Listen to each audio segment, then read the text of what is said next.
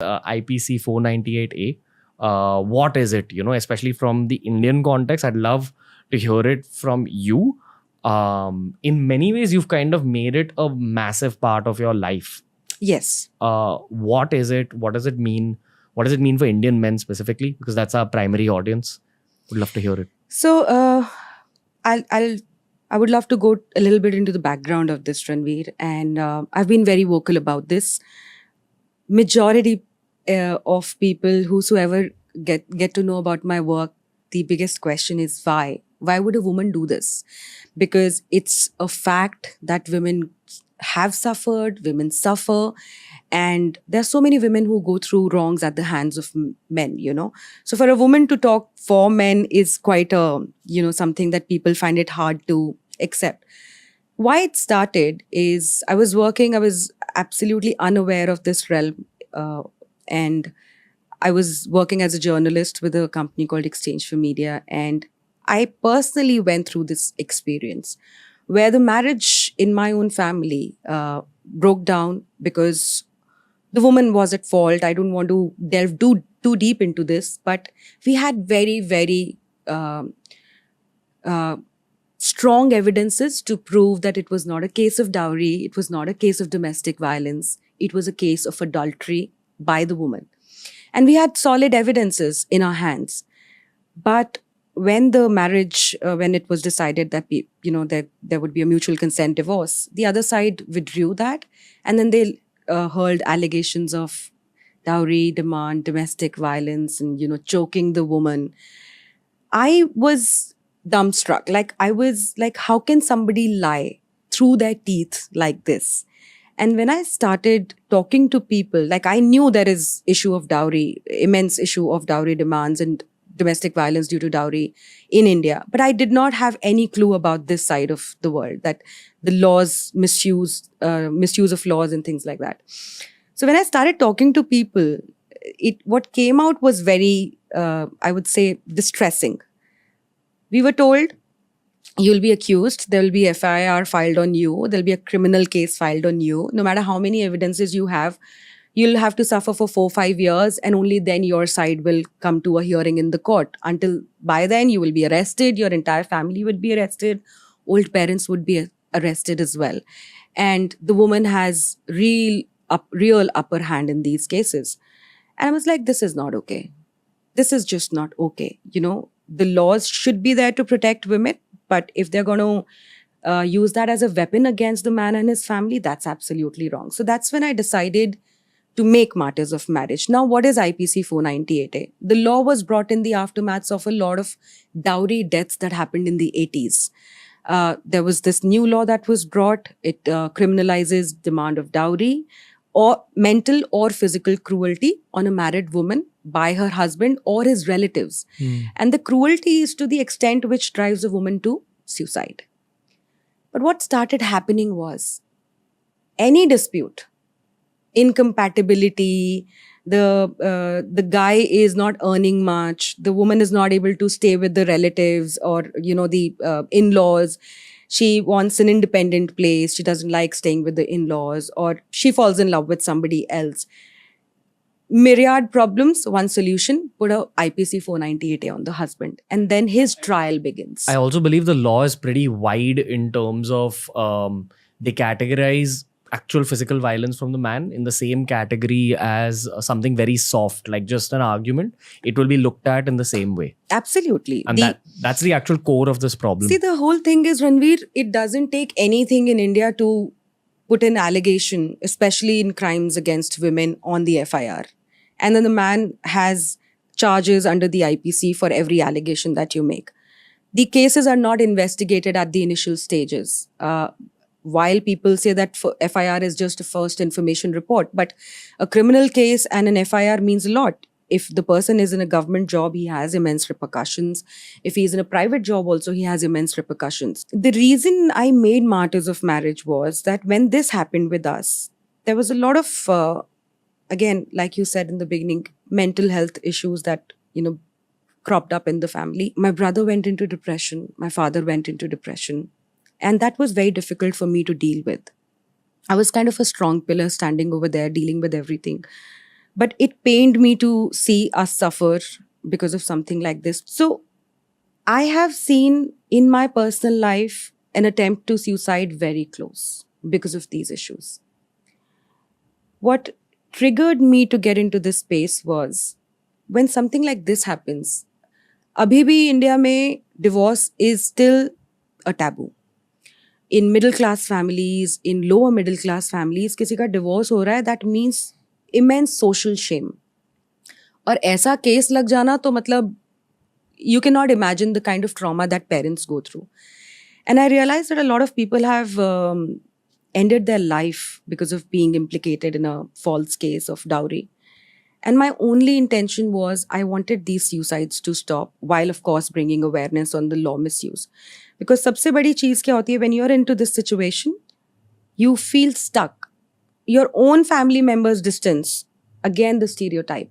आदमी ने कुछ गलत किया होगा, नहीं तो ऐसे औरत कोई केस नहीं करेगी. But that's not true. I just want to add two pieces of context here. Sure. The first is all forms of suffering should turn into purpose. And that's the only way suffering should be looked at. So, firstly, one thank you on behalf of every man out there. Though I've thanked you before as well. I need to do it again. You don't know what you're doing for a lot of men. Secondly, in the documentary, there was this one part where you brought on a lawyer called Miss Mrinalini, I believe. Yeah. Who said that she's a divorce lawyer, I believe. And she's fought on behalf of men and women. She's an experienced lawyer, and she said that basically what she has noticed is that 498A, especially this section, is often kind of turned against the man. Yeah. Again, she didn't quantify, she didn't put how many number of men have to suffer because of this. And this is taking nothing away from the women who rightfully use 498A. But in the current scenario, according to the laws of our country, too many men are suffering because of this situation. So, you know, I hear you and I hear your pain and I feel it as well. I still believe that, and maybe this is breaking away from podcasting with you and just meeting you as a person. Do you look at it from a sense of purpose, that like when you look back at the situation, do you understand what you're doing for Indian men out there now? And, you know, maybe you had to go through that difficult moment of seeing the people closest to you go through what they had to go through, but then ensure that other men and women after you don't have to go through those situations. It definitely came as a sense of purpose. And since it's a long form, because the situation at home was so distressing, I did this course called Landmark Foundation. No promotion, but it changed my life quite a lot. My parents did that. My brother did that. And in the completion of that program is a community project. So Martyrs of Marriage was born out of that I want to do something for the community. So of course it came from a sense of purpose. It was not about me anymore. It was about other people and saving lives. When I had taken, I was working with Exchange for Media, and my boss, Mr. Anurag Batra, he's quite a known name in the media world. I told sir that just give me 1 year. This is very important. I really want to do this. I want to take a break from the job. I'll finish this documentary and then I'll come back. This is 2012. We are in 2022. Talking about men, working on men's issues is an extremely, and I cannot stress how difficult of a task it is, Ranveer. There are no perks. It's a very, very difficult financial journey. You have to struggle to get even a penny to do the work that you want to do. So I don't think there is anything else but purpose which has driven me this far. Every day people ask me like, men also don't do this much for men. How come you every day? And I tell them that the kind of blessings that I receive, and now a lot more women are also coming and saying, we really want to join your journey because we are seeing so much of men suffering around us. A lot of mothers who bless me, a lot of sisters who say, you showed us the right path. I could save my brother. A lot of men, of course, they understand. So I don't think there is anything else but purpose. And I think the larger purpose is that men have a space where they can open up. They can talk about their vulnerabilities. They can talk about what they are going through without thinking this person is going to judge me. This person is going to see me as a weak man. This person is like, यार क्या आदमी है तू अपनी औरत से सब वो हो रहा है, harass हो रहा है, कुछ कर नहीं सकता, कैसा आदमी है. These are the common things that you would say to a man. So the idea is for men, if they're going through something, to speak up. And secondly, bring about a change in the system where men are not presumed guilty and they're not punished from the word go when a woman complains against them. Or stronger laws. Very, very strong laws to punish the misusers, and also laws that could give some relief to the man. Not going too much into the depth, but just yesterday there's a man in Bhopal, just a 22-year-old guy who ended his life, leaving 3 suicide videos saying, kuch कानून तो आदमियों के लिए भी बना दो. He had gotten married just 4 days ago. I don't know what happened in his life. Haven't investigated the case. But this is what he said. These were his last words.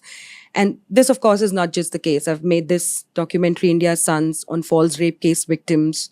There's a suicide case in that also where Arvind Bharti said that, a man is presumed guilty, a man is born criminal, and the justice system is just so against men. And like I say always, IPC 498A was brought in 1983, very stringent law. People used to get arrested immediately and all of that happened.